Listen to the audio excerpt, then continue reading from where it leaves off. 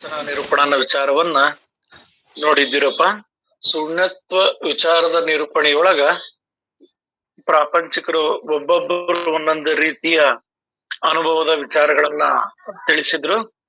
ಅವ್ರ ಮನಕ್ ಬಂದಂಗ ದೇಹದಿಂದ ಆರೋಗ್ಯವಾಗಿ ದೇಹವ ನಾನಂತ ತಿಳಿದು ಸುಖವಾಗಿ ಬಾಳ ಬದುಕಿದ್ರೆ ಸಾಕು, ತೀರ್ಥಯಾತ್ರೆ ಮಾಡಿದ್ರೆ ಸಾಕು, ಒಂದಿಟ್ಟು ಏನೋ ಕೀರ್ತನ ಅವನ್ನ ಕೇಳ್ಕೊಂತಿದ್ರೆ ಸಾಕು, ಹಂಗ್ ಮಾಡಿದ್ರೆ ಸಾಕು ಹಿಂಗ್ ಮಾಡಿದ್ರೆ ಸಾಕಂತ ಪ್ರಾಪಂಚಿಕರು ತಮ್ಮ ಅಭಿಪ್ರಾಯಗಳನ್ನ ತಿಳಿಸಿದ್ರು. ಮತ್ತ ಅದಕ್ಕ ಅನುಭವಿಗಳು ಏನ್ ಹೇಳಿದ್ರು, ಇಲ್ಲಿ ಏನಾಯ್ತಪ್ಪ ಅಂದ್ರ ನಾನ್ ಕೇವಲ ಸಾಕ್ಷಿ ಸ್ವರೂಪ 3 ರೀತಿಯ ಅನುಭವಿಗಳ ಮಾತನ್ನ ತಿಳಿಸಿದ್ರು. ಅದ್ರಾಗ ಮೊದಲನೇವ್ರು ಏನ್ ಹೇಳ್ತಿದ್ರು, ನಾನು ಈ ಎಲ್ಲಾ ಶರೀರಕ್ಕೂ ಇದು ಎಲ್ಲದಕ್ಕೂ ಆಗು ಹೋಗುಗಳಿಗೆ ನಾನು ಕೇವಲ ಸಾಕ್ಷಿ ಸ್ವರೂಪನಿದ್ದೇನೆ ಅಂತೇಳಿ ಒಬ್ಬ ಮೊದಲನೇ ಅನುಭವಿಗಳು ಹೇಳಿದ್ರು. ಎರಡನೇವ್ರು ಅದಕ್ಕೆ ಏನಂತದ್ರಂದ್ರ, ಎದಕ್ ಸಾಕ್ಷಿ ಅದಿ ನೀನು, ಇರೋದ್ ಒಂದೇ ಪರಬ್ರಹ್ಮ ಸ್ವರೂಪ ನೀನದಿ, ಮತ್ ನೀನ್ ಸಾಕ್ಷಿ ಅದೀನಿ ಅಂತ ಹೇಳ್ತಿ ಅಂದ್ರ ಅದು ದ್ವೈತ ಭಾವಕತಿ. ನೀನ್ ಏನಾದ್ರೂ ದೇಹದ ಆಧಾರದಿಂದ ನಾನು ಸಾಕ್ಷಿ ಸ್ವರೂಪ ಅದಾನಿ ಅಂತ ಹೇಳ್ತಿ ಅನ್ನೋದಾದ್ರ ಅದು ತಪ್ಪಕತ ಮಾತು. ಯಾಕಂದ್ರ ಅಭೇದವಾಗಿರ್ತಕ್ಕಂಥ ಅಖಂಡ ಪರಿಪೂರ್ಣವಾಗಿರ್ತಕ್ಕಂಥ ಏಕತ್ವವಾಗಿರ್ತಕ್ಕಂಥದ್ದು ಒಂದೇ ಇರಲು ಅದ್ರಾಗ ನೀನ್ ಬಂದು ಶರೀರ ಮನಸ್ಸು ಅನ್ನೋದೈತಿ ಇದೈತಿ ಅಂತ ನೀನ್ ಹೇಳಿ ನೀನು ಸಾಕ್ಷಿ ಅದನ್ ಅಂತ ಹೇಳ್ತೀಯಲ್ಲ, ಆ ಮಾತು ಪೂರ್ಣ ಅಲ್ಲ. ಇರುವುದು ಪರಬ್ರಹ್ಮ ಒಂದೇ ಐತಿ. ಬಂಗಾರದಿಂದ ಒಡವೆ ಆಗೈತಂದ್ರ ಒಡವೆ ಅನ್ನೋದು ಬೇರಲ್ಲ, ಅದು ಬಂಗಾರವೇ, ಇರೋದು ಒಂದೇ ಐತಿ. ಅದರಿಂದ ನಿನ್ನ ಸಾಕ್ಷಿ ಅದಿ ನನ್ನ ಮಾತು ಪೂರ್ಣ ಆಗೋದಿಲ್ಲ. ಯಾಕಂದ್ರೆ ಇರುವುದು ಒಂದೇ ಐತಿ, ಆ ಒಂದೇ ಇರೋದ್ ನೀನ್ ಅದಕ್ ಸಾಕ್ಷಿ ಅದನಿ ಇದಕ್ ಸಾಕ್ಷಿ ಅದನಿ ಹಂಗದನಿ ಹಿಂಗದನಿ ಅಂತ ನೀನ್ ಹೇಳಕ್ ಬರ್ತೀಯಲ್ಲ, ಆ ಮಾತು ಪೂರ್ಣ ಆಗೋದಿಲ್ಲ ಅಂತೇಳಿ ಎರಡನೇ ಅಭಿಪ್ರಾಯವನ್ನ ತಿಳಿಸಿದ್ರು. ಇನ್ನು ಮೂರನೇವ್ರು ಏನ್ ಹೇಳ್ತಿದ್ರಪ್ಪ ಅಂತಂದ್ರ, ಇತ್ತ ಕಡೆಗೆ ದೃಶ್ಯ ಹಾಗೂ ಅತ್ತ ಕಡೆಗೆ ಬ್ರಹ್ಮವಿದ್ದು ನಡುವೆ ಶೂನ್ಯತ್ವದ ವಸತಿ ಇರುತ್ತದೆ. ಬುದ್ಧಿ ಅರಿಯಲಾರದೆ ಆ ಮನುಷ್ಯನು ಆ ಶೂನ್ಯಕ್ಕೆ ಬ್ರಹ್ಮವೆಂದು ಅನ್ನುವನು ಅನ್ನೋ ವಿಚಾರದವರೆಗೂ ನೋಡಿದ್ವಿ. ಒಂದ್ ಕಡೆಗೆ ಬ್ರಹ್ಮ ಐತಿ, ಒಂದ್ ಕಡೆಗೆ ದೃಶ್ಯ ಐತಿ, ಅದ್ರ ನಡುವೆ ಒಂದು ಶೂನ್ಯತ್ವ ಐತಿ. ಮತ್ತೆ ಆ ಎರಡರ ಶೂನ್ಯತ್ವ, ಅಲ್ಲಿ ಶೂನ್ಯತ್ವ ನಿರಸನ ಅನ್ನೋ ನಿರೂಪಣೆ ಒಳಗ ನೀನ್ ಬ್ರಹ್ಮದಿ ಅಂತಂದ್ರ ಅದು ಒಂದು ಅಂತ ಅನ್ನಂಗ ಆಗ್ತದೆ, ಜೀವದಿನಿ ಅಂತಂದ್ರ ಅದು ಅದಕ್ಕಿಂತ ಇನ್ನೊಂದು ಅಂತ ಆಗ್ತದೆ. ಮತ್ ಈ ಜೀವ ಪರಮರ ಭೇದ, ಈ ಭೇದವನ್ನ ತಿಳಿಯುವುದೇ ಶೂನ್ಯತ್ವ. ಶಿವಜೀವರ ನಡುವೆ ಇರ್ತಕ್ಕಂಥ ಭೇದತ್ವವನ್ನ ತಿಳಿಯುವುದೇ ಶೂನ್ಯತ್ವ. ಈ ತತ್ವ ತೊಮ್ಮಸಿ ಅಂತ, ನೀನು ಶಿವ ಸ್ವರೂಪನೇ ನೀನಿದ್ದೀಯಾ ಅಥವಾ ಜೀವನೇ ಶಿವನಿದ್ದಾನೆ, ಶಿವನೇ ಜೀವನಿದ್ದಾನೆ, ಆ ಪರಮಾತ್ಮನೇ ನೀನಿದ್ದೀಯ ಅಂತ ಹೇಳ್ತಿ ಅನ್ನೋದಾದ್ರ, ಹಂಗಾರಿ ಇವೆರಡನ್ನು ತಿಳಿದು ಹೇಳ್ತೀಯಲ್ಲ, ಆ ಹೇಳುವಂತ ಒಂದು ಆ ಏನು ಚೈತನ್ಯ ಅಥವಾ ಬಯಲಂತ ಐತಲ್ಲ ಅದೇ ಶೂನ್ಯತ್ವ. ಮತ್ತೆ ಇವೆರಡು ಅಲ್ಲ, ಈ ಕಡೆ ಒಂದ್ ಕಡೆ ನೀನು ದ್ವೈತ ನೋಡಿ, ಇನ್ನೊಂದ್ ಕಡೆಗೆ ನಾನು ಅದ್ವೈತ ಅಂತ ಹೇಳ್ತೇನೆ ಅಂದ್ರೆ ದ್ವೈತಾದ್ವೈತವನ್ನ ತಿಳಿಯುವಂತವ್ ನೀನ್ ದ್ವೈತನೂ ಅಲ್ಲ ಅದ್ವೈತನೂ ಅಲ್ಲ. ಆದ್ರೆ ಇಲ್ಲಿಗೆ ವಿಚಾರ ಹೋಗಲಾರದವರು, ಅವರ ಬುದ್ಧಿ ಇಲ್ಲಿ ತನಕ ಅರಿಯಲಾರದೆ ಕೇವಲ ನಾನು ಆತ್ಮ ಸ್ವರೂಪನಿದ್ದೇನೆ ಬ್ರಹ್ಮ ಸ್ವರೂಪನಿದ್ದೇನೆ ಅಂತ ಹೇಳ್ತಾರೆ. ಮತ್ತೆ ಹಂಗಾರ ಬ್ರಹ್ಮ ಸ್ವರೂಪನಿದ್ದೇನೆ ಅಂತೇಳಿ ಅವ್ರು ಅಲ್ಲಿಗೆ ನಿಂದ್ರಿಸ್ತಾರ. ಅದಕ್ಕಿಂತ ಮುಂಚೆ ವಿಚಾರ ಮಾಡಿ ನೋಡಿದಾಗ ಅವೆರಡನ್ನ ತಿಳಿಯುವಂತ ನೀನೊಬ್ಬನ್ ಬೇರೆ ಇದೆಯಲ್ಲ ಅಂತ ನಿನಗ್ ಗೊತ್ತಾಗ್ತದ ಅನ್ನೋ ವಿಷಯ. ನಿನಗೆ ರಾಜ ಯಾರಂತ ಗೊತ್ತಿರ್ಲಿಲ್ಲ, ಆ ಸಿಪಾಯಿ ಎದುರಿಗೆ ಬಂದ, ಆ ಸಿಪಾಯಿ ಎದುರಿಗೆ ಬಂದದಕ್ ನೀನೇನ್ ತಿಳಿದಿ, ಆ ಸಿಪಾಯಿನೇ ರಾಜ ಇರ್ಬೇಕಂತ ನೀನ್ ತಿಳಿದಿ. ಆಮೇಲೆ ರಾಜನ ದರ್ಶನ ಆದ ತಕ್ಷಣ ಈ ಸಿಪಾಯಿಯನ್ನ ಹೋದ, ಮತ್ತೆ ರಾಜನ ದರ್ಶನ ನಿನಗೆ ಆಗಿಲ್ಲಲ್ಲ, ಕಂಡಲ್ಲಲ್ಲ, ಅದರಿಂದ ನೀನು ಈ ಸಿಪಾಯಿನೇ ರಾಜ ಅಂತ ತಿಳಿದಿದ್ದೆ. ಅಂದ್ರೆ ಅರ್ಥಾತ್ ಜೀವಾತ್ಮ ಮತ್ತು ಬ್ರಹ್ಮದ ನಡುವೆ ಇರ್ತಕ್ಕಂಥ ಶೂನ್ಯತ್ವವನ್ನು ತಿಳಿಯಲಾರದೆ ಆ ತತ್ಪದವೇ ನಾನು, ಆ ಸಚ್ಚಿತ್ ಆನಂದ ಸ್ವರೂಪವೇ ನಾನು ಅಂತ ಈ ಲಕ್ಷಣಗಳನ್ನ ಹೇಳ್ತಿ, ಆ ಲಕ್ಷಣಗಳನ್ನ ಅದೇ ನಾನು ಅಂತ ಹೇಳ್ತಿ. ಅಂದ್ರೆ ಇಲ್ಲಿ ರಾಜ ಅಂತಂದ್ರ ಶೂನ್ಯತ್ವ ಅನ್ನೋದಾಗ್ತದ, ಇಲ್ಲಿ ತತ್ ಅನ್ನೋ ಪದನ ಉದಾಹರಣೆ ತಗೊಂಡ್ರೆ ಸಿಪಾಯಿ ಅನ್ನಂಗ ಆಗ್ತದ. ಆ ರಾಜನನ್ನ ಕಾಣದವನು ಸಿಪಾಯಿಯೇ ರಾಜನಂತ ಹೆಂಗ್ ತಿಳಿದೀವೋ ಹಂಗ ಈ ಸಚ್ಚಿತ್ ಆನಂದವೇ ನಮ್ ಸ್ವರೂಪ ಅಂತ ನಾವು ತಿಳಿದೀವಿ. ಆದ್ರ ಸಚ್ಚಿತ್ ಆನಂದ ಸ್ವರೂಪವನ್ನ ನೀನ್ ಅರಿತಿ ತಿಳಿತಿ ನೀನ್ ಹೇಳ್ತಿ ಅಂದ್ರ ನೀನೊಬ್ಬನ ಬೇರೆನ ಇದೆಯಲ್ಲ. ಈಗ ಯಾರಾದ್ರೂ ಒಂದು ವಿಷಯವನ್ನ ಹೇಳಿದ್ರು, ಆದ್ರ ಕೇಳುಗರು ಒಂದ್ ಇಬ್ರು ಇದ್ರಂದ್ರ, ಒಬ್ಬ ನನಗೆ ನೀವ್ ಹೇಳಿದ್ ಬಹಳ ಚೆನ್ನಾಗ್ ಅರ್ಥ ಆತು ಅಂದ, ಇನ್ನೊಬ್ಬ ಅರ್ಥ ಆಗ್ಲಿಲ್ಲ ಅಂದ. ಮತ್ತೆ ಇವನು ನನಗೆ ಅರ್ಥ ಆಗ್ಲಿಲ್ಲ ಅಂದವನು ಕೂಡ ನನ್ನ ಬುದ್ಧಿಗಿದು ಅರ್ಥ ಇಲ್ಲ ಅನ್ನೋದು ಆ ಆತ್ಮನಿಗೆ ಪರಿಪೂರ್ಣವಾಗಿರ್ತಕ್ಕಂಥವನಿಗೆ ಗೊತ್ತಾಗಿದೆ. ಇನ್ನೊಬ್ಬನೇ ನನಗೆ ಅರ್ಥ ಆತು ನನಗೆ ತಿಳಿತು ಅನ್ನೋದಾದ್ರ ನೀವ್ ಹೇಳಿದ್ದು ನನ್ನ ಬುದ್ಧಿಗೆ ನನ್ನ ಮನಕ್ಕೆ ಒಳದಿದೆ ಅಂತ ಅವನು ಹೇಳ್ತಾನೆ. ಹಂಗಾರ ಈ ಒಬ್ಬನಲ್ಲಿ ತಿಳಿದತಿ ಅಂತ ಹೇಳುವವನು ಇನ್ನೊಬ್ಬರಲ್ಲಿ ತಿಳಿದಿಲ್ಲ ಅಂತ ಹೇಳುವನು. ಜ್ಞಾನಜ್ಞಾನಕ್ಕ ಆಧಾರವಾಗಿರ್ತಕ್ಕಂಥ ನಾನು ಜ್ಞಾನನೂ ಅಲ್ಲ, ನಾನು ಅಜ್ಞಾನನೂ ಅಲ್ಲ. ಜ್ಞಾನಜ್ಞಾನಕ್ಕೆ ಆಧಾರವಾಗಿರ್ತಕ್ಕಂಥ ನಾನು ಬೇರೆನೇದಿನಿ. ಅದೇ ಶೂನ್ಯತ್ವ, ಅದೇ ತಾನಂತ ತಿಳಿಯಕ್ಕಾಗ್ತದ. ಇಲ್ಲಿ ನೀವ್ ಏನಾರ ಒಂದು ಹೇಳ್ತೀರಿ ಅಥವಾ ಏನಾದ್ರೂ ಒಂದು ಗುರುತು ಮಾಡ್ಕೊಂತೀರಿ ಅಂದ್ರ ಆ ಗುರುತಿನೊಳಗ ಪರಬ್ರಹ್ಮ ಇಲ್ಲ. ಈ ವಿಚಾರದವರೆಗೂ ನಮ್ಮ ಮನ ಮುಂದೆ ಹೋದಾಗ ಈ ಪರಬ್ರಹ್ಮವನ್ನು ಕಂಡ ಮೇಲೆ ಆ ಭ್ರಮೆಯು ಕಡಿದು ಹೋಗುವುದು. ಆದರೆ ರಾಜಹಂಸವು ಹಾಲು ತಕ್ಕೊಂಡು ನೀರನ್ನ ಬಿಟ್ಟು ಬಿಡುವಂತೆ ವಿವೇಕದಿಂದಲೇ ಈ ಸೂಕ್ಷ್ಮ ಅಂಶವನ್ನ ನಿವಾರಿಸಬೇಕಾಗಿದೆ. ಅಂದ್ರೆ ನಾವ್ ಇದನ್ನ ಹೆಂಗ್ ಇದು ಮಾಡ್ಬೇಕಾಗೈತಿ ಅಂದ್ರ, ನೀನ್ ಆತ್ಮ ಅಂತ ಹೇಳ್ತಿ ಅಂದ್ರ ಅದು ಒಂದು ಭ್ರಮೆ ಆಗ್ತದ, ನೀನು ಜೀವ ಅಂತ ಹೇಳ್ತಿ ಅಂದ್ರ ಅದು ಒಂದು ಭ್ರಮೆ ಆಗ್ತದ. ರಾಜಹಂಸ ಅಂದ್ರ ಹಂಸ ಕ್ಷೀರ ನ್ಯಾಯದಂತೆ ಅಂತ ಇದಕ್ ಪದ ಬಳಸ್ತಾರ. ಆ ರಾಜಹಂಸ ಪಕ್ಷಿ ಹಾಲು ನೀರು ಏಕಾಗಿದ್ದನ್ನ ನೀರ್ ಬಿಟ್ಟು ಹಾಲೆಂಗ ಕುಡಿತೈತೋ ಹಂಗ ನಾವ್ ಏನ್ ರೂಪನಾಮಗಳಿಂದ ಕೂಡಿರ್ತಕ್ಕಂತ ಆಧಾರದಿಂದ ಕೂಡಿರ್ತಕ್ಕಂತ ಇವೇನ್ ಸಾಕ್ಷಿ ಸ್ವರೂಪ ಅಂತ ಏನ್ ಇವನ್ನೆಲ್ಲ ಹೇಳ್ತಾವಲ್ಲ, ಇವ್ ಎಲ್ಲವನ್ನ ಬಿಟ್ಟು ಕೇವಲ ಬರೀ ಅರಿವು, ಕೇವಲ ಬರೀ ಆ ಬಯಲು, ಆ ಅರಿವು ತಾನಂತ ತಿಳಿಯೋದಾಗ್ತದ. ಇವ್ನ ಯಾವ ನೀನ್ ಹೇಳ್ತಿ ಅಂದ್ರ ನಿನ್ನ ಮತಿಗ್ ಒಳದತಿ ಅಂದ್ರ ನಿನಗ್ ತಿಳಿದತಿ ಅಂದ್ರ ನೀನ್ ಅನ್ನೊಂದ್ ಬೇರೆ ನದಿ. ನಿನಗ್ ಒಂದ್ ವಿಷಯ ತಿಳಿತು ಅಂದ್ರು ತಿಳಿಲ್ಲ ಅಂದ್ರು ತಿಳಿತು ತಿಳಿದಿಲ್ಲ ಅಂತ ತಿಳಿಸುವ ಒಂದು ಬೇರೆ ಅರಿವಿದೆ. ಆ ಅರಿವೇ ಶೂನ್ಯತ್ವ, ಅದೇ ಪರಿಪೂರ್ಣ, ಅದೇ ಬಯಲು ಅಂತ ಸೂಕ್ಷ್ಮ ವಿಚಾರವನ್ನ ಮಾಡಿದಾಗ ನಮ್ಮ ನಿವಾರಣೆ ಆಗ್ತದ. ನಾವು ಹೊರಗೆ ಎದಕಾರ ಕುಂತೀವಿ ಅಂದ್ರ ಅಲ್ಲೇ ಎಷ್ಟೋ ಯುಗಗಳು ತೀರೋಗ್ಬಿಡ್ತಾವ. ಯಾಕಂದ್ರ ಅವ್ ಅಲ್ಲೇ ಸುಖ ಸಿಕ್ಕಂಗ ಆಕತಿ, ಅಲ್ಲೇ ಆನಂದ ಆಕತಿ, ಇದೇ ಬ್ರಹ್ಮ ಆದಂಗ ಆಕತಿ. ಇಲ್ಲಿ ಮೊದಲೇ ನೋಡಿ ಅದನ್ನ ಉದಾಹರಣೆ ಕೊಟ್ಟಿದ್ರು. ಸಿಪಾಯಿ ಅಂತ ತಿಳಿದು ಅವನ್ ಕೂಡಿ ವ್ಯವಹಾರ ಮಾಡ್ಕೊಂತ ಅಲ್ಲೇ ಆನಂದದಾಗ ಉಳ್ದಂಗ ಆಗಿಬಿಡ್ತತಿ. ಆದ್ರಿಂದ ಅವೆರಡನ್ನು ತಿಳಿಯೋವನು ನಾನ್ ಬೇರೆ ಅದನ್ನ ಅನ್ನೋ ವಿಚಾರ ನಡಿಬೇಕಾಗ್ತದ. ನಾನು ಏನೊಂದು ಅಲ್ಲ, ನೀನ್ ಏನಾರ ಹೇಳಕ್ ಬರ್ತೀಯ ಅಂದ್ರೆ ನಾನು ಏನೋ ಅಲ್ಲ. ಈ ಮಾಮೂಲಿ ಸರಳವಾಗಿ ನಾವ್ ಎಲ್ಲದೂ ಮಾತಾಡ್ತೇವೆ. ಪರಮಾತ್ಮ ಅಂದ್ರೆ ಯಾವ್ರು ಅಂದ್ರೆ ರೂಪನಾಮಗಳು ಇಲ್ದವನು ಅಂತ. ಮತ್ತೆ ನಾವ್ ಯಾವ್ಕರ ರೂಪನಾಮ ಕೊಡ್ತೇವೆ ಅಂದ್ರೆ ಅದಲ್ಲ. ಅದಕ್ ಮಹಾತ್ಮರು ಕೇವಲ ಅದೊಂದು ವಸ್ತು ಅಂತಾರ, ಹೆಸರಿಲ್ಲ ಅದಕ್ಕ. ಆ ಪರಬ್ರಹ್ಮ ವಸ್ತು, ಆ ಪರಿಪೂರ್ಣ ವಸ್ತು ಅಂತಾರ. ಅದನ್ನ ತಿಳಿಯೋದೈತಲ್ಲ ಅದೇ ನಿಜವಾದ ಶೂನ್ಯತ್ವ ಆಗ್ತದ. ಇಲ್ಲಿ ಮೊದಲು ದೃಶ್ಯವನ್ನು ಬಿಟ್ಟ ಮೇಲೆ ಶೂನ್ಯತೆಯನ್ನು ದಾಟಿ ಮೂಲ ಮಾಯೆಯ ಆಚೆಗೆ ಪರಬ್ರಹ್ಮವನ್ನು ಕಾಣುವುದೇ. ಆ ಪರಬ್ರಹ್ಮ ವಸ್ತುವನ್ನು ನೋಡಬೇಕಾದರೆ ಮೂಲತಃ ಅದೇ ತಾನಾಗುವ ಅಭಿನ್ನತೆ ಧರಿಸಬೇಕಾಗುತ್ತದೆ.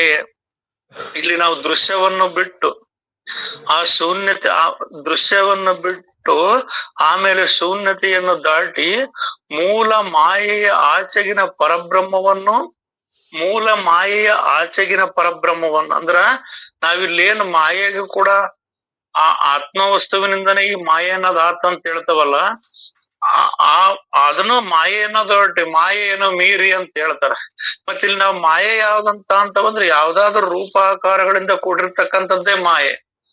ಮತ್ತೆ ರೂಪಾಕಾರಗಳಿಂದ ಕೂಡಿದ್ದು ಅದು ತೋರ್ತತೆ, ಅಡಗ್ತದ, ನಾಶವಾಗಿ ಹೋಗ್ತದೆ. ಆ ತೋರಿ ಅಡಗದಕ್ಕ ಆಧಾರವಾಗಿರ್ತಕ್ಕಂಥ, ಅದ್ರಿಂದ ಇರ್ತಕ್ಕಂಥ ಆ ಪರಿಪೂರ್ಣವಾಗಿರ್ತಕ್ಕಂಥ ಮೂಲ ಮಾಯೆಯ ಆಚೆಗಿನ ಪರಬ್ರಹ್ಮವನ್ನ ಕಾಣೋದದ. ಇಲ್ಲಿ ಮಾಯೆಯೊಳಗ ನಾವು ನೋಡಿದ್ರ ಈ ಈಶ್ವರನು ಕೂಡ ಮಾಯಾ ಉಪಾಧಿ ಅಂತ ಹೇಳ್ತಾರ. ಇವನ್ನೆಲ್ಲವನ್ನ ಮೀರ್ಬೇಕಾಗೈತಿ. ಏನ್ ನಾವು ನೋಡ್ತಾವೋ ತಿಳಿತಾವೋ ಕಾಣ್ತಾವೋ ಮಾಡ್ತಾವೋ ಅನ್ನೋದ್ ಏನೈತಲ್ಲ ಅದನ್ನ ಮೀರಿ ಅದರ ಆಚೆಗೆ ಕಾಣುವುದಿದೆ. ಆ ಬ್ರಹ್ಮ ವಸ್ತುವನ್ನು ನೋಡಬೇಕಾದರೆ ಮೂಲತಃ ಅದೇ ತಾನಾವಾಗ ಭಿನ್ನತೆ. ಇಲ್ಲಿ ನೋಡೋದ್ ಹೆಂಗ ಅಂತಂದ್ರ ಇಲ್ಲಿ ಏನೊಂದು ಕಾಣ್ತತಿ, ನೋಡ್ದೆ ಕಂಡೆ ತಿಳಿದೆ ಅಂದ್ರ ಅದು ನಾನಲ್ಲ.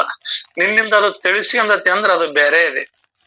ಅದು ಮಾಯಾ ಉಪಾದಿಯಿಂದ ಕೂಡಿರ್ತೈತಿ. ನೀನ್ ಅದನ್ನ ತಿಳಿತಿ ನೋಡ್ತಿ ಅಂದ್ರ ಮಾಯಾ ಉಪಾದಿಯಿಂದ ಕೂಡಿದೆ. ಆ ತಿಳಿಯ ಹೋದಾಗ ನಾನು ನೀನ್ ಅನ್ನೋದೆಲ್ಲ ಲೀನವಾಗಿ ಹೋಗುವಂತದ್ದು. ನಾನು ನೀನದಿದೆಂಬ ಭಾವಗಳೇನು ತೋರದೆ ಸಚ್ಚಿದ ಆನಂದ ಅನುಭವ ಸುಜ್ಞಾನ ತಳಹದಿಯ ಮಾನವನೇ ಪರಮಾತ್ಮ ಅಂತ ಹೇಳ್ತೈತಿ. ಅಲ್ಲಿ ನಾನು ಅನ್ನೋದು ಕೂಡ ಲೀನವಾಗಿ ಹೋಗುವಂತ ಆ ಸ್ಥಿತಿ ಏನೈತಲ್ಲ ಅದೇ ಪೂರ್ಣತ್ವ. ಹಾಗೆ ತಾನೇ ಬ್ರಹ್ಮವಾಗದೆ ಬ್ರಹ್ಮವನ್ನು ಬೇರೆ ತರದಿಂದ ನೋಡಲಿಕ್ಕೆ ಯತ್ನಿಸಿದರೆ ವೃತ್ತಿಯು ಶೂನ್ಯತ್ವದಲ್ಲಿ ಬೀಳುವುದು. ನೀನು ಏನಾರ ಬ್ಯಾರಿ ಮಾಡಿ ನೋಡ್ತಾನಿ ಅಂತಂದ್ರ ಅದು ಸರಿ ಆಗೋದಿಲ್ಲ. ಅದ್ರ ವೃತ್ತಿನ ನೀನ್ ಶೂನ್ಯತ್ವಕ್ಕೆ ತಂದು ಹಿಡ್ದಂಗ ಆಕೈತಿ. ಅದು ವೃತ್ತಿ ರಹಿತವಾಗಿರ್ತಕ್ಕಂಥದ್ದನ್ನ ವೃತ್ತಿ ಒಳಗ ನೀನು ತಿಳಿಸ್ತಿ ಅಂದ್ರ ಅದು ಹಂಗ ಆಗೋದಿಲ್ಲ. ಯಾಕಂದ್ರ ಅದು ಏನಿಲ್ಲದ ಸ್ಥಿತಿಯನ್ನ ತಾನೇ ಬ್ರಹ್ಮವಾಗದೆ ತಾನೇ ಬ್ರಹ್ಮ ಅಂತ ತಿಳಿಯದೆ ಇಲ್ಲಿ ಆಗ್ಬೇಕಾಗಿರೋದು ಭಾವದೊಳಗ ಅಥವಾ ನಮ್ಮ ಅಜ್ಞಾನದೊಳಗಿಂತ ತಾನೇ ಬ್ರಹ್ಮನಿದ್ದೇನೆ ಅಂತ ಆಗ್ಬೇಕಾಗೈತಿ. ಬೇರೆ ಇನ್ನೊಬ್ಬ ನೋಡ್ತಾನೆ ಕಾಣ್ತಾನೆ ಮಾಡ್ತಾನೆ ಅನ್ನೋದಲ್ಲ. ಇಲ್ಲಿ ವಿಚಾರ ಅದನ್ನ ತಿಳಿಸ್ತಾರ. ನಾನು ಪರಮಾತ್ಮ ನೋಡ್ತಾನೆ ಕಾಣ್ತಾನೆ ಕೂಡ್ತಾನೆ ಅಂದ್ರೆ ದೈವತ್ವ ಭಾವ ಅದು ಇದಾಗ್ತದ, ಅದು ಅಲ್ಲ. ಅದು ದ್ವೈತ ಭಾವ ಆಗ್ತದ. ನಾನ್ ಪರಬ್ರಹ್ಮನ್ ಕಾಣ್ತಾನೆ ಕೂಡ್ತಾನೆ ಅನ್ನೋದು ದ್ವೈತ ಭಾವ ಆಗ್ತದ. ಆ ಪರಬ್ರಹ್ಮವೇ ತಾನೇ, ಅದೇ ತಾನಾಗುವುದೇ, ಅದೇ ಅಭಿನ್ನತೆ. ಅಂದ್ರೆ ಭಿನ್ನತೆ ಇಲ್ಲದನ್ನ ಧರಿಸ್ಬೇಕಾಗಿದೆ. ನಾವಿಲ್ಲಿ ತಿಳಿಬೇಕಾಗಿರೋದು ಕಾಣ್ಬೇಕಾಗಿರೋದು ಏನೈತಂದ್ರ ನಾನ್ ನೋಡ್ತಾನೆ ಕಾಣ್ತಾನೆ ಕೇಳ್ತಾನೆ ಕೂಡ್ತಾನೆ ಅನ್ನೋದಲ್ಲ, ಅದೇ ತಾನಂತ ತಿಳಿದು ಉಳಿಬೇಕಾಗಿದೆ. ಅದೇ ತಾನಂತ ಉಳಿಬೇಕಾಗಿದೆ, ಅದೇ ತಾನಂತ ತಿಳಿಬೇಕಾಗೈತಿ. ಮತ್ತ ಅದನ್ನ ನೋಡ್ತಾನೆ ಕಾಣ್ತಾನೆ ಮಾಡ್ತಾನೆ ಅನ್ನೋದಲ್ಲ. ಆ ಭಿನ್ನತೆ ನೋಡ್ದೆ ಕಂಡದೆ ಕೇಳ್ದೆ ಮಾಡಿದೆ ಅನ್ನೋದು ಆ ಭಿನ್ನ ಭಾವ ಹೋಗಿ ಆ ಭಿನ್ನತೆ ಅಂದ್ರೆ ಭಿನ್ನತ ರಹಿತವಾಗಿ ಇರ್ತಕ್ಕಂಥದ್ದೇ ಆ ಪರಿಪೂರ್ಣ ಮೂಲ ಸ್ವರೂಪವಾಗಿದೆ. ಹಾಗೆ ತಾನು ಬ್ರಹ್ಮವಾಗದೆ ಬ್ರಹ್ಮವನ್ನು ಬೇರೆ ತರದಿಂದ ನೋಡಲಿಕ್ಕೆ ಯತ್ನಿಸಿದರೆ ವೃತ್ತಿಯಲ್ಲಿ ಶೂನ್ಯತ್ವ ಬೀಳುವುದು. ಹಾಗೂ ಶೂನ್ಯವೇ ಬ್ರಹ್ಮವೆಂದು ಸಂಶಯ ಒಳ ಸೇರುವುದು. ನಾವೇನಾರ ಹಂಗ್ ಕಲಬೆರಿಕೆ ಮಾಡ್ಕೊಳಕ್ ಹೋದ್ರ ಅದು ಇದನ್ನ ಶೂನ್ಯತ್ವನ ಇದಕ್ಕ ಸೇರಿಸ್ದಂಗ ಆಗ್ಬಿಡ್ತತಿ. ಇದನ್ನ ಯಾವ್ದಕ್ಕೂ ಸೇರ್ಸಕ್ ಬರೋದಿಲ್ಲ. ಅದು ಎಲ್ಲದಕ್ಕೂ ಯಾವ್ದಕ್ಕೂ ಅಂಟಿದಂಗಿರ್ತಕ್ಕಂಥದ್ದು. ಒಟ್ಟಿಗೆ ತಾನೇ ವಸ್ತುವಾಗದೆ ವಸ್ತುವನ್ನು ನೋಡುವ ರೀತಿಯಾಗಿದ್ದು ಬೇರೆಯಾಗಿ ಉಳಿದರೆ ನಿಶ್ಚಯವಾಗಿ ಶೂನ್ಯತ್ವಕ್ಕೆ ಪದರಿಗೆ ಬರುವುದು. ತಾನೇ ವಸ್ತುವಾಗದೆ ಆ ನೋಡುವ ನೋಡಿಸಿಕೊಳ್ಳುವ ಅದೆಲ್ಲ ವಸ್ತುವು ತಾನೇ ಆಗದೆ ಅದನ್ನು ಬಿಟ್ಟು ನೀನು ಬೇರೆಯಾಗಿ ಏನಾರ ಉಳಿತಾನಿ, ನಾನ್ ಬೇರೆಯಾಗಿ ನೋಡ್ತಾನಿ, ನಾನು ಅದಕ್ ಬೇರೆ ಅದನಿ ಅಂತ ಯಾವ್ದಕ್ಕೂ ಬೇರೆ ಮಾಡ್ಬೇಡ. ಆ ಬೇರೆಯಾಗಿ ಉಳಿಯದರೆ ಶೂನ್ಯತ್ವವು ನಿಶ್ಚಯವಾಗಿ ಶೂನ್ಯತ್ವ ಪದರಿಗೆ ಬರುವುದು ಅಂತ. ನೀನು ಬೇರೆ ನೋಡ್ದಂಗ ಏಕತ್ವವಾಗಿ ಆ ಈ ನಿಶ್ಚಯವಾಗಿ ಅದೇ ನಾನದನೆ, ನಾನು ಇನ್ನೊಂದಲ್ಲ, ಅದೇ ತಾನದನೆ ಅನ್ನೋದು ನಿನಗೆ ಕಾಣ್ತತಿ, ನಿನಗೆ ತಿಳಿತತಿ. ತಾನು ವಸ್ತುವಾಗದೆ ಆ ವಸ್ತುವನ್ನೇ ನೋಡುವ ರೀತಿ ಅಂದ್ರ ಅದೇ ತಾನಾಗಿ ಇರತಕ್ಕಂಥದ್ದು. ನೀನ್ ಬೇರೆಯಾಗಿ ನೋಡುವ ರೀತಿ ನೀನೇನ ಮಾಡಿದಂದ್ರ ಅದು ಬೇರೆಯಾಗಿ ಉಳಿತೈತಿ. ಬೇರೆಯಾಗಿ ಉಳಿಯಂಗ ನೋಡ್ಬೇಡ. ಆ ನೋಡು ಮನೆ ಶಿವಪ್ಪಜರ್ ಹೇಳಿದ್ರು, ದೃಶ್ಯ ನೋಡುವ ಮತ್ತು ನೋಡಿಸಿಕೊಳ್ಳುವ, ನೋಡಿಸುವುದನ್ನ ತಿಳಿಯುವುದು, ಇವು ಮೂರು ಒಂದಾಗದೈತಿ. ಅದೊಂದೇ ತಾನು, ಅದೊಂದೇ ಶೂನ್ಯತ್ವ. ಅದನ್ನ ಬೇರೆಯಾಗಿ ನೋಡೋದಲ್ಲ. ಅದಕ್ಕಾಗಿ ಶೂನ್ಯತ್ವವೆಂದಿಗೂ ಪರಬ್ರಹ್ಮವಾಗಲಾರದು. ಇದನ್ನು ನಿನ್ನ ಅನುಭವದಿಂದ ವಸ್ತು ರೂಪವಾಗಿಯೇ ನೋಡ ಅಂತ. ಇಲ್ಲಿ ಇಷ್ಟ ತನಕ ಏನಂತ ಕರ್ಕೊಂಬಂದ್ರು, ಆತ್ಮ ನೀನು, ಜೀವಾತ್ಮ ಶಿವಾತ್ಮ ಅವೆರಡನ್ನ ನೋಡನ್ ಬೇರೆದಿ, ನೀನ್ ಶೂನ್ಯತ್ವ ಅಂದ್ರು. ಇಲ್ಲಿ ಮತ್ತೇನ್ ತಗೊಂಬಂದ್ರು, ನೀನು ಶೂನ್ಯತ್ವನೂ ಅಲ್ಲ, ನೀನು ಬೇರೆಯಾಗಿ ಉಳಿಯಿದರೆ ನಿಶ್ಚಯವಾಗಿ ಶೂನ್ಯತ್ವಕ್ಕೆ ಪದರಿಗೆ ಬರುವುದು. ಅದು ಮತ್ತೆ ತಿರ್ಗಾ ಮುರ್ಗಾದ್ರೆ ನೀನ್ ಅಲ್ಲೇ ಶೂನ್ಯತ್ವಕ್ಕೆ ಬರ್ತತಿ. ಆ ಶೂನ್ಯತ್ವ ಎಂದಿಗೂ ಪರಬ್ರಹ್ಮವಾಗಲಾರದು. ಇದನ್ನು ನಿನ್ನ ಅನುಭವದಿಂದ ವಸ್ತು ರೂಪವಾಗಿಯೇ ನೋಡಪ್ಪ ಅಂದ್ರು. ಫಸ್ಟ್ಗೆ ಏನನ್ ನೋಡ್ಬೇಡ, ಅವೆಲ್ಲದಕ್ಕಿಂತ ನೀನ್ ಬ್ಯಾರೆನೇ ಅದಿ ಅಂದ್ರು. ಮತ್ತೀಗ ಬ್ಯಾರೆ ನದಿ ಅಂತ ಅಂದ್ ಅದಕ್ ಶೂನ್ಯತ್ವ ಅಂದ್ರು. ಈಗ ಅದನ್ನು ನೀನ್ ಅದನ್ನೊಂದು ವಸ್ತು ಅಂತ ನೋಡಿಬಿಡು. ನೀನ್ ಆ ಶೂನ್ಯತ್ವ ಅನ್ನೋದ ಒಂದು ವಸ್ತು ಅಂತಾಗಿ ನೋಡು ಅಂತ ಹೇಳ್ತಾರ. ಇದು ವಿಷಯ ತುದಿಗ್ ಹೇಳಕ್ ಬರ್ದಂಗ ಏಕತ್ವ ಕರ್ಕೊಂಡ್ ಹೋಗ್ತದೆ. ತಾನು ಆತ್ಮನೆನ್ನುವುದೇ ನಿಶ್ಚಯವೇ ಇರಲಿಕ್ಕಾಗಿ ಮತ್ತೆ ಶೂನ್ಯತ್ವವಾದಿಯನ್ನು ತೋರುವ ಮನವು ನಾನೆಂದು ತಿಳಿಯಬಾರದು.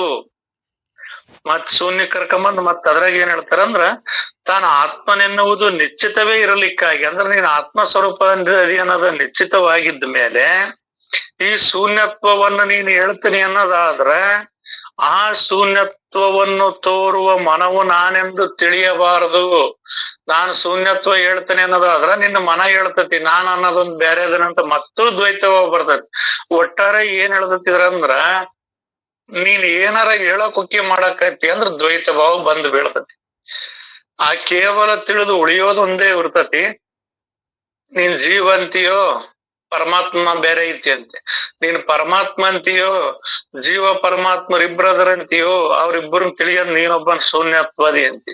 ಹಂಗಾರ ನೀನ್ ಶೂನ್ಯತ್ವ ಹೌದೇನೋ ಅದೇ ನಿನ್ ಕೊನೆ ಏನು ಅಂದ್ರ, ನೀನ್ ಶೂನ್ಯತ್ವ ಹೇಳ್ತಿ ಅಂದ್ರ ಅದು ನಿನ್ನ ಮನಸ್ಸಿನೊಳಗ ಅದು ಉಳಿಬಾರ್ದು ಅಂತ ಹೇಳ್ತಾರೆ.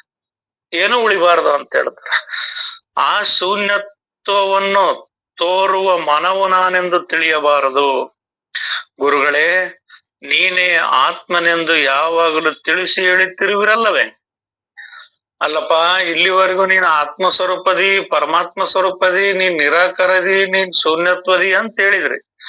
ಈಗ ನೋಡಿದ್ರೆ ಅದ್ನ ತಿಳಿಬೇಡ ಇದ್ನ ತಿಳಿಬೇಡ ಅಂತ ಹೇಳ್ತೀರಿ. ಇದು ಈ ಪ್ರಶ್ನೆ ಕೇಳುಗರಾಗಿರ್ತಕ್ಕಂತ ಅವ್ರಿಗೆ ಗುರುವಿಗೆ ಆ ಗುರುವನ್ ಕೇಳ್ತಾನ. ಮೊದಲ ಆತ್ಮ ಸ್ವರೂಪದಂತ ತಿಳಿದು ಸುಮ್ನೂರು ಅಂದಿ. ಮತ್ ನೀನ್ ಆತ್ಮ ಅಲ್ಲ, ನಾನ್ ಎರಡು ತಿಳಿಯೋನ್ ಬೇರೆನದಿ ಶೂನ್ಯತ್ವದವ ಅಂತಂದ್ರಿ. ಆಮೇಲೆ ಮತ್ ಶೂನ್ಯತ್ವನೂ ತಿಳಿಬೇಡ ಅಂದ್ರಿ. ಏನಪ್ಪ ನೀವ್ ಹಿಂಗ್ ಹೇಳೋದು? ಎಲ್ಲ ಇದನ್ ತಿಳಿ ಅಂತೀರಿ, ಮತ್ ಅದನ್ ಬಿಟ್ಟು ಮುಂದಕ್ ಬಾ ಅಂತೀರಿ, ಮತ್ ಅದನ್ ತಿಳಿ ಅಂತೀರಿ, ಅದನ್ ತಿಳಿದ್ ಮುಂದಕ್ ಬಾ ಅಂತೀರಿ ಅಂತ ಆ ಶಿಷ್ಯ ಅವ್ರಿಗೆ ಪ್ರಶ್ನೆ ಕೇಳ್ತಾನ. ಯಾವಾಗಲೂ ನೀವೇ ತಿಳಿಸಿ ಹೇಳುತ್ತಿರುವಿರಲ್ಲವೇ? ಜ್ಞಾನಿಗಳೇನು ನಾನು ಮನವಿರುವೆನೆಂದು ಇಲ್ಲದ್ದನ್ನೇ ಎಂದಿಗೂ ಹೇಳಿಲ್ಲ. ಜ್ಞಾನಿಗಳೇನ್ ನಾನ್ ಮನಸ್ಸದನೆ ಅಂತ ಇಲ್ಲದ್ದೇನ್ ಹೇಳಿಲ್ಲ. ಯಾಕಂದ್ರೆ ಇಲ್ಲದಂದ್ರ ಮನಸ್ಸಿಲ್ಲ ಅಂತನ ಗೊತ್ತೈತಿ ಜ್ಞಾನಿಗಳಿಗೆ. ಮತ್ ಅವ್ರು ಮತ್ ನಿನ್ ಮನಸ್ಸಿನಿದ್ದ ಶೂನ್ಯತ್ವ ಅಂತನ ತಿಳಿಬೇಡ ಅಂತ ನೀವ್ ಹೇಳಿದ್ರಲ್ಲ, ಅದೇನ್ ಜ್ಞಾನಿಗಳಿಗೇನ್ ಗೊತ್ತಾಗೋದಿಲ್ಲ ಏನ್ ಮನಸ್ಸಿದ್ದ ಇಲ್ಲ ಅನ್ನೋದು? ಮತ್ತ್ಯಾಕ್ ನೀವು ಮನಸ್ಸು ತಂದ್ರಪ್ಪ ಅಂತ ಮತ್ತೆ ಗುರುವಿನ ಕೇಳ್ತಾನ. ಜ್ಞಾನಿಗಳೇನು ನಾನು ಮನವಿರುವೆನೆಂದು ಇಲ್ಲದ್ದನ್ನೇ ಎಂದಿಗೂ ಹೇಳಲಿಲ್ಲ ಅಂದ ಮೇಲೆ ಯಾರ ಮಾತಿನ ಮೇಲೆ ಮನವು ನಾನೆಂದು ನಂಬಬೇಕು? ನಾನಂದ್ರೆ ಹೆಂಗ ನಂಬ್ಲಪ್ಪ? ನೀವ್ ಮತ್ ಇದನ್ನು ತಿಳ್ಕೊಬೇಡ, ಮನಸ್ಸಿನಾಗ ಇದನ್ನ ಇಟ್ಕೋಬೇಡ ಅಂತ ಹೇಳಿದ್ರಲ್ಲ ನೀವು. ಶೂನ್ಯತ್ವನ ಮನಸ್ಸಿನಾಗ ಇಟ್ಕೋಬೇಡ ಅಂತ ಹೇಳಿದ್ರಲ್ಲ, ಅದನ್ನ ನಾನ್ ಹೆಂಗ್ ಇಟ್ಕೊಳ್ಳಿ, ನಾನ್ ಹೆಂಗ್ ನಂಬಕ್ ಬರ್ತದ? ಯಾಕಂದ್ರೆ ಎಲ್ಲಾ ಮಹಾತ್ಮರು ಮನಸ್ಸೇನಿಲ್ಲ ಅಂತ ಹೇಳಿದಾರ. ನೀವು ನೋಡಿದ್ರೆ ಎಲ್ಲಾ ಕಳ್ಕಂತ ಬಂದಿರಿ. ಹೌದಂತ ನಂಬ್ತೀರಿ, ಮತ್ ಬೇಡ ಅಂತ ಎಲ್ಲವನ್ನೂ ಬಿಸಾಕ್ಸಿದ್ರಿ, ಏನೋ ಉಳಿಸಿಲ್ಲ. ಮತ್ ನಾನ್ ಹೆಂಗ್ ಮನ ಅಂತ ನಂಬ್ಲಪ್ಪ? ಶುದ್ಧ ಆತ್ಮಾನುಭವವಂತೂ ಜ್ಞಾನಿಗಳ ವಚನದಲ್ಲಿ ಶ್ರದ್ಧೆ ಇಡುವುದರಿಂದಲೇ ಬರತಕ್ಕದ್ದು. ಅದಕ್ಕ ಆತ ಪ್ರಶ್ನೆ ಕೇಳಿದ್ಕ ಅವ್ರು ಹೇಳ್ತಾರ ಏನಂತ, ನೋಡಪ್ಪ, ನೀನ್ ಯಾವ್ದಾವ್ದು ಕರ ಅಂಟಿಗೆ ಬೇಡ, ಯಾವ್ದು ಹೆಸರು ಹೇಳ್ಬೇಡ, ನಾನೇನೂ ಅಲ್ಲ, ನಾನೇನೂ ಅಲ್ಲ, ಏನೋ ಅನ್ನೋದ ಅಲ್ಲ ಅನ್ನೋದು ಅಷ್ಟ ಉಳಿಲಪ್ಪ. ಇದ್ರ ಸಾರಾಂಶ ಏನು? ನಿನಗೆ ಇಷ್ಟಕ್ಕಂದೆಲ್ಲ ಅವನ್ನೆಲ್ಲ ಹೇಳಿ ಅವನ ತೆಗ್ದಾಕ್ಷರ ಸಾರಾಂಶ ಏನಪ್ಪಾ ಅಂತಂದ್ರ, ಆತ್ಮಾನುಭವಂತ ಜ್ಞಾನಿಗಳ ವಚನದಲ್ಲಿ ಶ್ರದ್ಧೆ ಇಡುವುದರಿಂದಲೇ ಬರ್ತಕ್ಕದ್ದು. ಇದು ನಿನಗೆ ಹೆಂಗ ಅನುಭವಕ್ ಬರ್ತೈತಿ? ಈಗ ನಾನು ಹೇಳಿದ ಅಂದ ಕೂಡ್ಲೆ ಹೇಳಿದ ಮಾತು ನಂಬಬೇಡ, ನಂಬು, ವಿಚಾರಿಸಿ ನೋಡಿ ನಂಬು, ವಿಚಾರಿಸಿ ನೋಡು. ಹೌದ್ ಹಿಂಗ್ ಹೇಳಿದಾರಲ್ಲ, ಇದನ್ನ ಹೇಳಿದಾರಲ್ಲ ಅಂತ ನೋಡಿ ನಂಬು. ಆಮೇಲೆ ನೀನೇ ಆತ್ಮಾನುಭವದಿಂದ ನೋಡು. ಆ ವಚನದೊಳಗ ಅವ್ರ ಶ್ರದ್ಧೆ ಇಟ್ಟು ಯಾವ್ಯಾವಕ್ ಆಧಾರ ಕೊಟ್ಟು ಯಾವ್ಯಾವನ್ ತೆಗೆದು ಹೇಳಿದಾರಂತ ಅದನ್ನ ನೋಡಪ್ಪ. ಅವಾಗ ನಿನಗ ಅನುಮಾನ ಬರ್ತತಿ.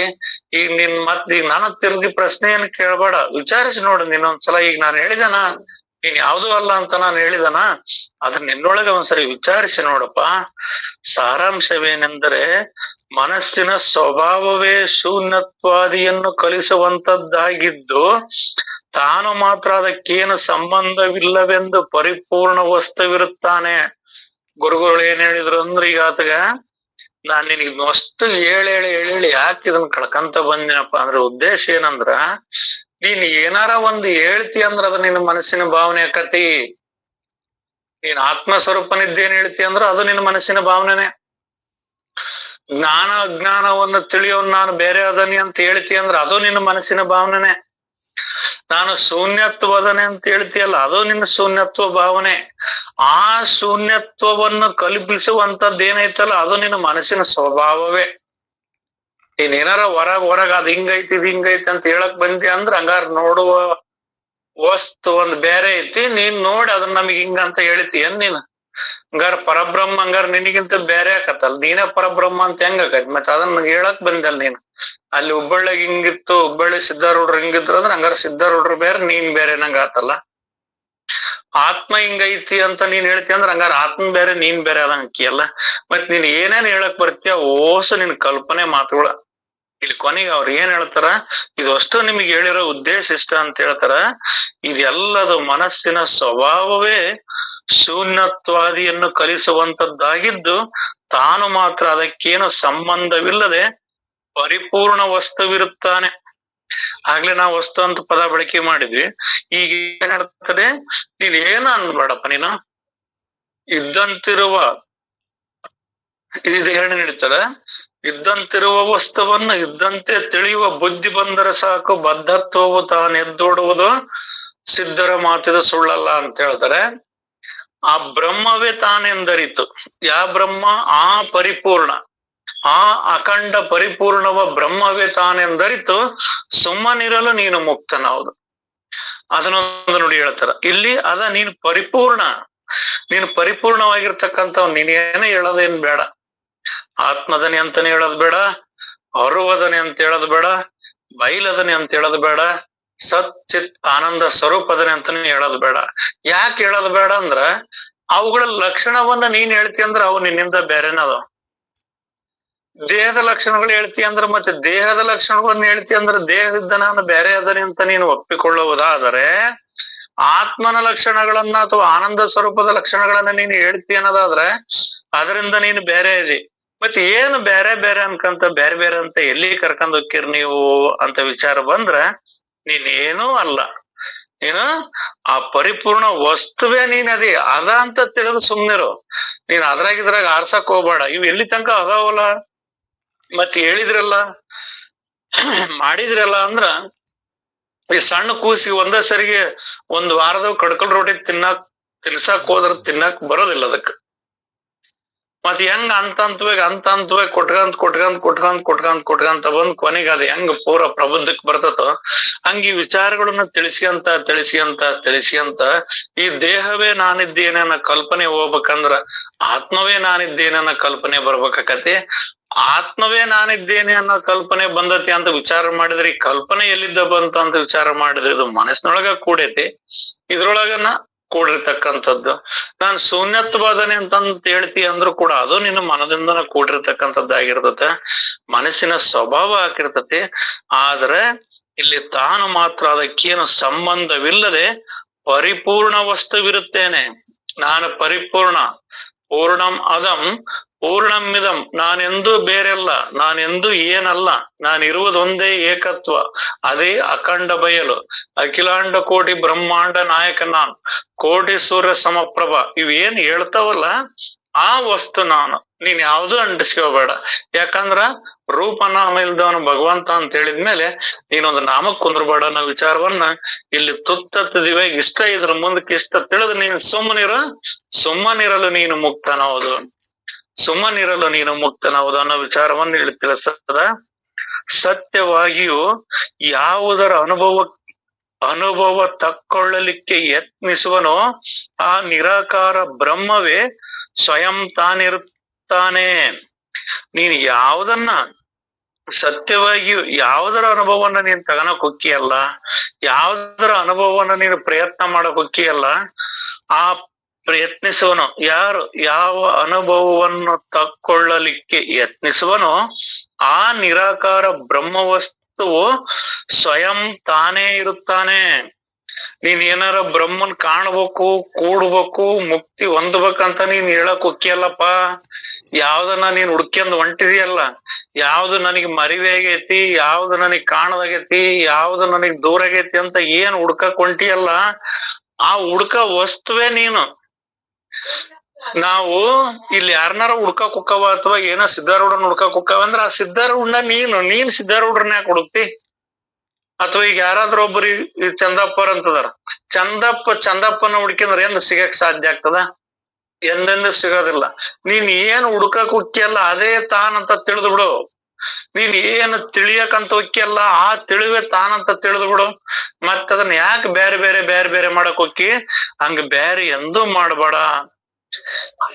ಸತ್ಯವಾಗಿಯೂ ಯಾವುದರ ಅನುಭವ ತಕ್ಕೊಳ್ಳಲಿಕ್ಕೆ ಯತ್ನಿಸುವನೋ ಆ ನಿರಾಕಾರ ಬ್ರಹ್ಮವೇ ಸ್ವಯಂ ತಾನೇ ಇರುತ್ತಾನೆ. ಎಲ್ಲರೂ ತಮ್ಮ ಅನುಭವ ತಕ್ಕೊಳ್ಳುತ್ತಾರೆ. ಜೀವನೊಬ್ಬನು ಧನ ಗಳಿಸಲಿಕ್ಕೆ ಹೊರಟಿರಲು ಹಾಗೆ ಅವನು ಧನವೇ ಆಗಿಬಿಟ್ಟನಂತೆ. ಇಲ್ಲಿ ಜೀವಭಾವ ಉಳ್ಳಂತವನು ಈ ದುಡ್ಡು ಹಣ ಆಸ್ತಿ ಗಳಿಸಕ್ ಹೋದ್ನಂದ್ರ ಅವನೊಳಗ ಅವನ್ ಅದೇ ಆಗಿರ್ತಾನ. ಅವನ ಭಾವದೊಳಗ ರಕ್ತ ಕಣದಲ್ಲೂ ಅದೇ ತುಂಬ್ಕೊಂಡಿರ್ತತಿ. ಅದರಿಂದ ಅವನ್ ಮಾಡಕ್ ಹೊಕ್ಕಾನ ಜೀವದೊಳ್ಳವನು.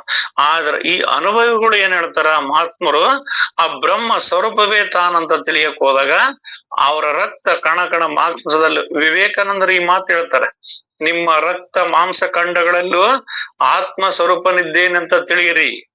ಇದನ್ನೇ ತಮ್ಮೊಳಗಿರ್ತಕ್ಕಂಥ ಆತ್ಮವನ್ನ ಜಾಗೃತಗೊಳಿಸಿರಿ. ಇದನ್ನೇ ಜಗತ್ತಿಗೆ ರಣಕಾಳಿಯಂತೆ ಮೊಳಗಿಸಿ ಅಂತ ಹೇಳ್ತಾರ. ಅಂದ್ರ ಯಾವ್ದು ಮಾಡ್ತಾನ ಅವನು ಅದ ಆಗುವ ರೀತಿ ಇಲ್ಲಿ ಆ ಪರಿಪೂರ್ಣ ಬ್ರಹ್ಮವನ್ನು ತಿಳಿಯಕ್ ಹೋದರು ಆ ಪರಿಪೂರ್ಣ ಬ್ರಹ್ಮವೇ ತಾನಾಗಿ ಬಿಡ್ತಾನ. ಕಟ್ಟಿಗೆ ಬೆಂಕಿ ನೋಡಕ್ ಹೋದ ಕಟ್ಟಿಗೆ ಅದ್ರಾಗ ಲೀನವಾಗಿ ಬಿಡ್ತತಲ್ಲ.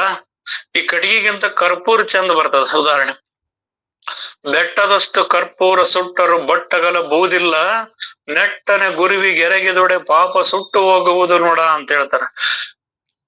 ಆ ಬೆಟ್ಟದಷ್ಟು ಒಂದು ಪರ್ವತದಷ್ಟು ಕರ್ಪೂರ ಸುಟ್ರು ಬಟ್ಟಗಲ ಬೂದಿಲ್ಲ ಅಂದ್ರ ಅಲ್ಲಿ ಹೆಂಗೋ ಕರ್ಪೂರ ಸುಟ್ಟಾಗಲ್ಲಿ ಏನೋ ಉಳಿಯೋದಿಲ್ವೋ ಹಂಗ ಈ ಪರಿಪೂರ್ಣವಾಗಿರ್ತಕ್ಕಂಥ ಜ್ಞಾನವನ್ನು ವಿಚಾರವನ್ನು ತಿಳಿತಾ ಹೋದಾಗ ತಾನು ಅದ್ರಾಗ ಆಗಿ ಹೋಗ್ಬಿಡ್ತಾನ. ಅದ್ರಾಗ ಏನೂ ಇಲ್ಲ. ನಿಮ್ ಬೂದಿ ಇಡ್ಲಿ ಅದು ಇದು ಅಂತ ಇಲ್ಲಿ ಹೊರಗ್ ಸುಟ್ಟಾಗ ಏನಾರ ಬರ್ತತಿ, ಕರ್ಪೂರ ಸುಟ್ಟಾಗ ಏನು ಬರೋದಿಲ್ಲ, ಅಲ್ಲೆಲ್ಲ ನಾಶವಾಗಿ ಹೋಗ್ತದಲ್ಲ. ಹಂಗ ನೀನು ಜೀವಭಾವ ಇರ್ತಕ್ಕಂಥ ನೀನು ಆ ಪರಿಪೂರ್ಣವನ್ನ ತಿಳಿತಾ ಹೋದಿ ಅಂದ್ರ ಆ ಪರಿಪೂರ್ಣವಾಗಿ ಹೋಗ್ತೀಯ. ಅವಾಗ ನಿನಗೆ ಯಾವ್ದು ಹೆಸರಿಲ್ಲ. ಉರಿಯೊಳಡಗಿದ ಕರ್ಪೂರದಂತೆ ಆ ಬೆಂಕಿ ಒಳಗ ಕರ್ಪೂರ ಅಡಿಗೆ ಹೆಂಗ ಅದ್ರಾಗ ಲಯವಾಗಿ ಹೋಗ್ತದೋ ಹಂಗ ನೀನು ಕೂಡ ಲಯವಾಗಿ ಹೋಗ್ತೀಯ. ಅಪ್ಪುವಿನೊಳಗೆ ಅಡಗಿದ ಉಪ್ಪಿನಂತೆ ಅಂದ್ರ ನೀರೊಳಗ ಉಪ್ಪು ಸೇರ್ತಂದ್ರ ಅದ್ ಹಂಗಾಗ್ತದ. ಹಂಗ ಆ ಗುರುವಿನ ಹತ್ತಿರ ಇರ್ತಕ್ಕಂಥ ಶಿಷ್ಯ ಆ ಗುರುವಿನ ಪಾದವನ್ನ ಹೊಂದಿರ್ತಕ್ಕಂಥವನು ಆ ಗುರುವೇ ಆಗಿ ಹೋಕನ, ಅಲ್ಲಿ ಅದೇ ಆಗಿ ಹೋಕನ. ಅದಕ್ ನೀವೇನು ಹೇಳೋದಿಲ್ಲ. ಹಂಗ ಅದರಂತೆ ಮತ್ತು ಭಾಗ್ಯವಂತರು ಧನವನ್ನು ಉಪಯೋಗಿಸುತ್ತಿದ್ದರಂತೆ ದೇಹ ಬುದ್ಧಿಯನ್ನು ಬಿಟ್ಟು ಆತ್ಮನ ಸಾಧಕ ಸ್ಥಿತಿಯ ಮೇಲಿನ ಕಥೆಯಂತೆಯೇ ಆಯಿತು. ಈಕೋ ಅನುಭವದ ಮುಖ್ಯ ವಿಷಯವು ಹೀಗಿದೆ. ಆತ್ಮನು ಮೂಲತಃ ಒಂದೇ. ಆತ್ಮನು ಮೂಲತಃ ಒಂದೇ. ಅದು ಬೇರೆ ಬೇರೆ ಅಂತ ಈಗ ನಡುವೆ ಬಂದತಿ. ಮೂಲವಾಗಿ ನೋಡಿದ್ರ ಇರ್ತಕ್ಕಂಥದ್ದು ಒಂದೇ ಇದೆ. ಒಂದೇ ಎಂಬುದೇ ಜ್ಞಾನದ ಸಿದ್ಧಾಂತವಿರುತ್ತದೆಂಬುದನ್ನು ಪುನರುಚ್ಚರಿಸಿ ಈ ಜ್ಞಾನ ದಶಕವನ್ನು ಮುಗಿಸುತ್ತೇವೆ. ಇಲ್ಲಿ ಈ ಕೊನೆಯದಾಗಿ ಇಲ್ಲಿ ಯಾವ್ದು ನುಡಿ ಹೇಳ್ತಾರಂದ್ರ ತಾನು ಬೇರೆ ಆತ್ಮ ಬೇರೆ ಅನ್ನೋದನ್ನ ಒಂದೇ ಅನ್ನೋದ ತಿಳಿ. ಅದನ್ನ ತಿಳಿಸೋದು ಒಂದೇ ಇರ್ತತಿ, ಅದಿರುವುದು ಒಂದೇ ಪರಿಪೂರ್ಣ ಇರ್ತತಿ. ಅದನ್ನ ತಿಳಿಸಕ್ಕಾಗಿ ನಾವು ಇವನ್ನೆಲ್ಲವನ್ನು ಈ 3 ತರದ ಅನುಭವಿಗಳಂತ ಅವ್ರನ್ನ ಕೊಟ್ಟು ಆ ಎಲ್ಲವನ್ನು ಬಿಟ್ಟಾಕಿ ನೀನು ಪೂರ್ಣನೇ ಇದ್ದಿ ಅಂತ ನಾವಿಲ್ಲಿ ತಿಳಿಸ್ತೇವೆ. ಇಷ್ಟ ಹೇಳ್ತಾ ಈ ಜ್ಞಾನ ದಶಕವನ್ನ ಮುಗಿಸ್ತೇವೆ ಅಂತ ಹೇಳ್ತದ.